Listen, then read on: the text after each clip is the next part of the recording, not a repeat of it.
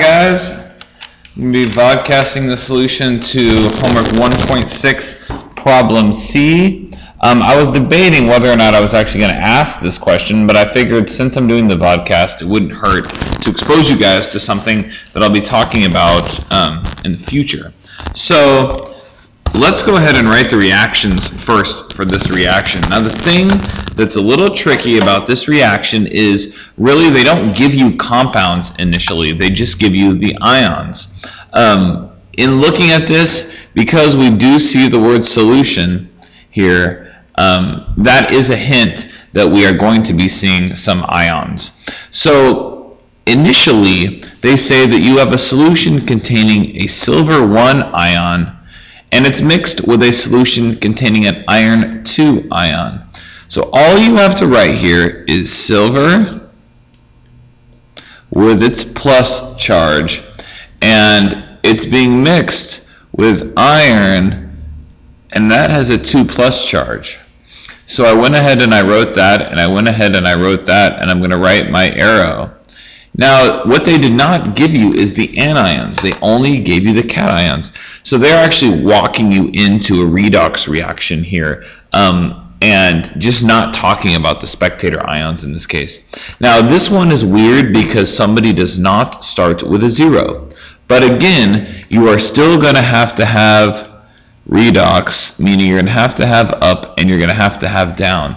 Now, the word in here that tells you this is a redox reaction is we see this word oxidizing and we see this word reducing. These are not things you've necessarily seen before, but let's go ahead and I'm going to tell you what they are, and we will definitely be talking about this a lot more later. So an oxidizing agent, whenever you see this word agent, it means it is the opposite of what it is. So the oxidizing agent is the one who is reduced. So it's the one that's going to go down. Okay? And the reducing agent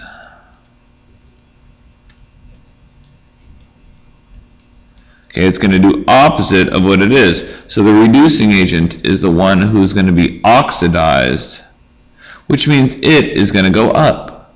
So let's go here.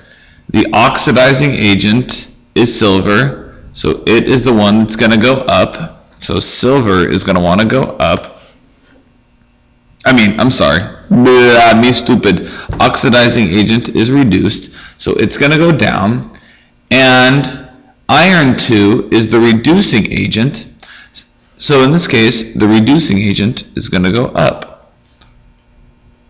So over here, silver is going to go down and iron is going to go up. Okay. Well, we know silver is a metal, so the only thing it could go down to is 0. It could never be negative. And if silver goes down 1, in this case, iron is going to go up 1. So this is the answer. Silver plus, Fe2 plus, silver 0, Fe3 plus. Now I want to go over one more time how we got to that. Initially, they said we have the silver 1 ion, so we gave silver a plus 1 charge. And they said we have the iron 2 ion, so we gave iron a plus 2 charge. Silver plus 1, iron plus 2. They told us that silver was the oxidizing agent, and we know that oxidizing agents are reduced, so silver went down. And they told us that iron was the reducing agent. We know that reducing agents are oxidized, so iron went up. If silver goes down, it can go down to 0, therefore iron went up to 3 plus. So that's the final answer. For the question, if the contents of the reaction mixture described above are filtered, what substance, if any, would remain on the filter paper? Okay, so filtering usually separates things that are in solution from things that are solids. So Fe3 plus, because there's an ion, is in solution, thus Ag0, which is going to be the solid, will remain. So remember, silver, when it's by itself, Okay, this is going to be a solid. And this thing, because there's an ion charge, it's going to be in solution.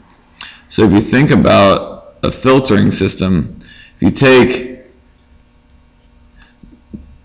this whole mixture and you put it through, the Fe3 plus ions will go through, and the Ag will remain because it is a solid. A little bit of a complicated problem, but I hope that helped. Take care, guys. See you again.